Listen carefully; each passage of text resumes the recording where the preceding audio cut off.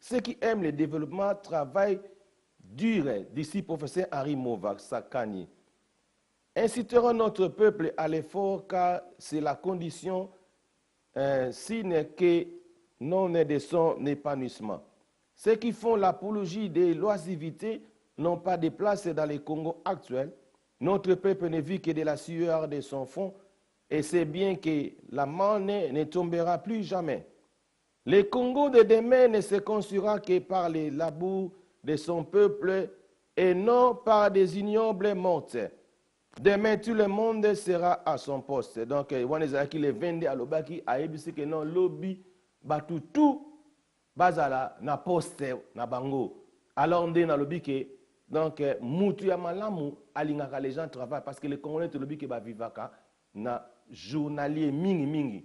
Ba petit monsieur ba débrouilla azoteka na ye soka teke azima mbongo na pourquoi atolesa moi c'est na bana na ye na moment où to senga développement ya mboka na moment où senga que no biso no surtout za uni tous on a besoin ya lelo ça fait mal mutu mususu vi na ye ko lobaka mabe ya bato c'est pas bien vi na ye kaka ndengo na donc ko sa ka ba makamutala ba sali su ba ville ozomona ndeko moko bo aleka na internet avant zandu efungama na ba 6 heures asa comme na zandu azolakisa bafoto ndenge nini ono bamagasin efungami te me wana bato na bafungoli te ozipo tie na internet osali mwa commentaire ame nzambe azaka nzambe tout le monde bayebi ke Kinshasa mwa parti ya moke trouble écoute esalamaki wapi epai ya Tshisekedi na 12e mairie soki 13e place avanda nayeba yango te nabika bakote kuna na lime te trouble nde esalamaki kote na ye parce que bango nde baza na confusion travail ezalaki nango bato basalaki misala normal moi nous les ça mais simbité donc il y a que tout le monde wana basala ndenge nini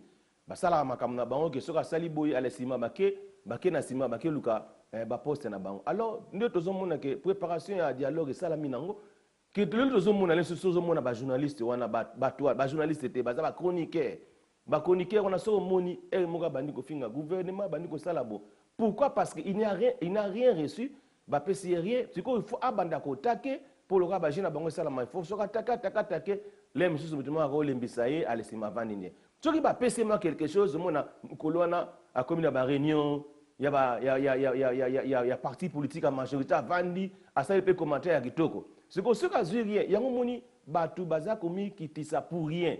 Toi tu es ici en Angleterre ok na kisasa pour na osala soki ne ba pesi $100 $200 oza kocha vie na yo en danger pour rien. Alors $100 c'est quoi? Voilà pourquoi je bazo comme un combattant. Pourquoi? Parce que azo kansande mususu. Aki kisasa surtout sur azamo na moi si ba faux honorable. Ba sakani na EPC kanda wana siko otanga oya komi siko combattante akomi ko finga akomi ko siko azamo azani mutamayele a regretter kaka lobia atane ba sakani nanga. Ba petana baza ba faux bazana bango ba travailler ni na majorité batravaillaka ni ceux qui donnent bazar ceux qui bazara na poste c'était bazo kosara bat au moins je ferai ceci pour toi yo sur moni allez asali montage ya photo asu photo moko ya ministre mo bakangisi yo sur bien moto moni niveau ya congolais au bazo kosara bat pourquoi parce que bazo raisonner musikate alors eloka bien zali soki biso lelo biso no surtout bi que non totika ba divergence oh yo bakosaki yo poza mona mwasi basakani sakani na yo alokomi siko kanda ne komisio combattante okomi ko finga yo mwana mobali okanisa kisoko ke kisasa soko sa ndenge ni ba pesa soki combien ba pesa $200 $300 pesa kanda oye na poto komi combattant biloko na fo otika ngo j'avais dit l'autre fois ce que mutu lokwa neti obemi na ka pesa yo mbongo e uta na poche na ye na pesa na exemple lokwa neti Zakaria za soki député soko Zakaria pesa mbongo ye mo azoluka na mbongo na ye azoluka mbongo ye moko akino kabilo mbongo na likamuni. Donc makambo ndenge za ngwana ba biloko na siko batu sikoyo bazo comprendre biloko na te personne na kopesa ka mutu mbongo dans les villes de bozala te na minute oyo tout le monde bazo luka ndeni ba ko sécuriser makambo na bango na bato yo o bazana bolingo ya Congo te o bazana bolingo ya Congo wana tinga ça me fait du bien nazomona nazala nga à l'aise nazozela ko tous les 19 décembre et comme rapide parce que na yabi qu'il y aura un jour il y aura aussi les soirs ozala tonga egotanga normal pourquoi pe gotanga manango normal les 20 pe gozape jour egozala après midi egozala butu pe gozala tokola mukato continue normal vie egozala continuité voilà pourquoi Claude Machala a lobby que non asengi na population congolaise les chefs de l'État encore 20 ans pour terminer projet au yazanango wana c'est Claude Machala beaucoup na Facebook nanga na chaki yango atindaki abiki non selon ya pesi que ne ba pesi sous 20 ans à ça la projet nae. Alors ngai nazaku na longo na ko pesa te moi j'ai pris pour qu'il veillisse au pouvoir. Prière nanga ka yango wana na kota ba jeune prière nanga ezaka ke chef de l'État na biso le président Joseph Kabila Kabange le fils de la paix a vieilli na pouvoir. Ça c'est ma prière. Beaucoup changer en côté attaque jamais parce que les Congolais le loba toujours le 19 décembre mais bino boza c'est pour le gouvernement ou botala ceux qui mais vous êtes des avocats on a le que battu belé na kin boza vraie discipline parce que BBC communauté congolaise na poto et surtout même na diaspora à cause ya ko banga na bino à cause ya bozo un pied dedans un pied dehors. Je vais vous montrer les images aux hommes de chef d'État après Makambo et Salamaki na Beni. Il était parti lui-même sur le terrain. Accueillir sur le terrain. Vandi po basala kenyo surtout wana ba guerre wana ifesila. Yango zo mona lelo bato bazoko ko aider vraiment penate.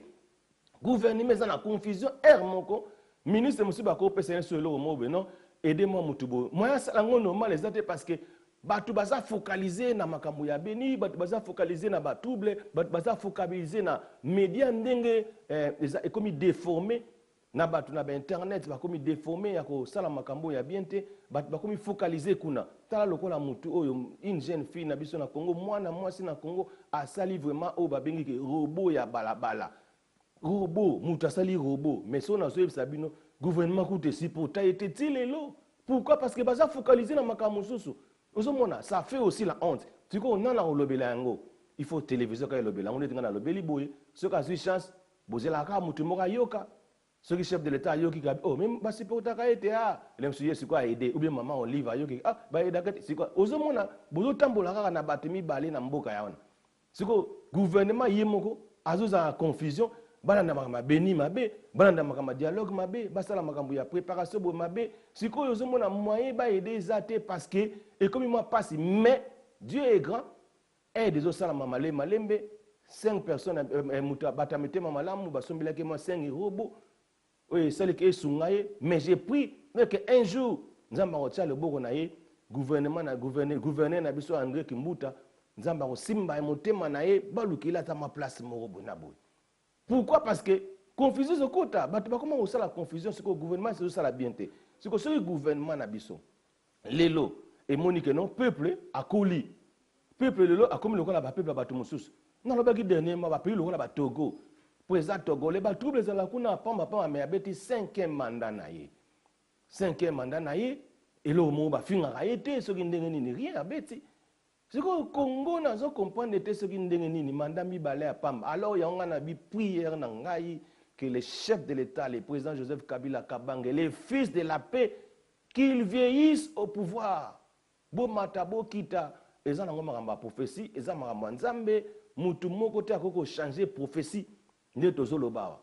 Si vous changer prophétie, alors il faut que la Bible changer en nom, changer en nom, il faut que souté. Il y a un autre na ba passer à son le coin mangé l'église mangé bandimi ba mandoleka abu pesa ba message ça fait du bien ba témoignage au monde ba musu ba pesa wana et ça la bien que mutu mo avanda ki bo paye mo kazolanda que nzamba osimba motema na ye pa bongani akompe osambela siko paye o asala ba vidéo ya kofinga finga bablo quand nous sommes mon abino bozo les kana welcome TV à côté parce que déjà basi ba message déjà ko loba ça et au sale lo monti on a zo senga nzambe ayeba ko simba mitema ya biso ba congolais nzambe ayeba ko salake congolais ayeba ko renouveler intelligence na ye.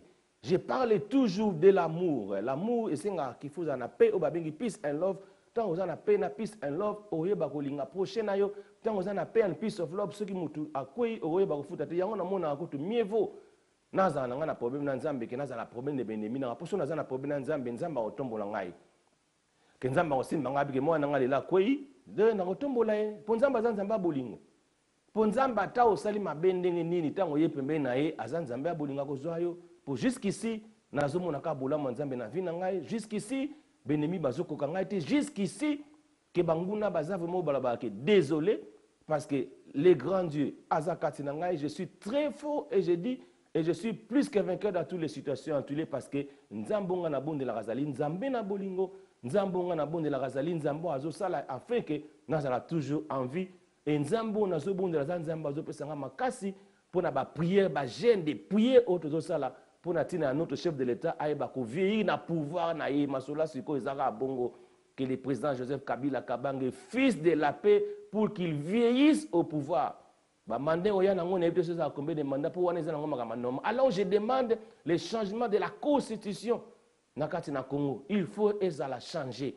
Pourquoi? Parce que bandeko na bino mususu wana ba Kamere, ba Katumbi, bango nyonso tout wana soki ba nationalité na bango ezala moi douter, il faut pas changer la constitution pour na bango nyonso tout peut pas appeler na crédibilité parce que jusqu'à présent ils sont illégibles il y a poser candidature présidentielle. Alors na dialogue autour ça la constitution fait changer pour la première fois pour ce changement donc il faut changer pour la constitution cycle et puis ceux qui boche tembe to ke kana référendum peuple congolais à l'oba parce que peuple azali déjà fatigué le peuple congolais a besoin que vie est la normale neto bi que projet ya bana classe école primaire dans l'avenir une émergence 2030 bana classe na biso école primaire ba notanga ofele.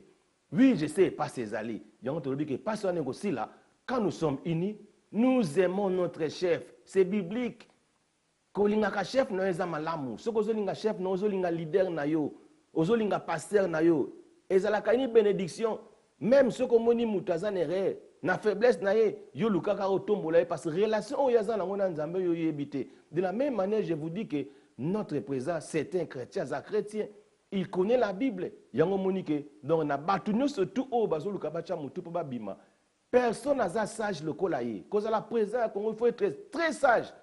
Comme Dieu nous a fait grâce, il nous a donné un président qui est sage, il est très sage.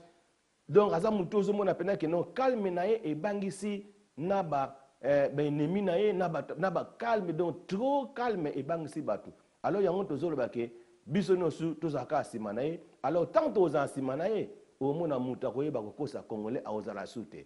Tout le monde qui ba image on a la question des atricage. C'était le 23.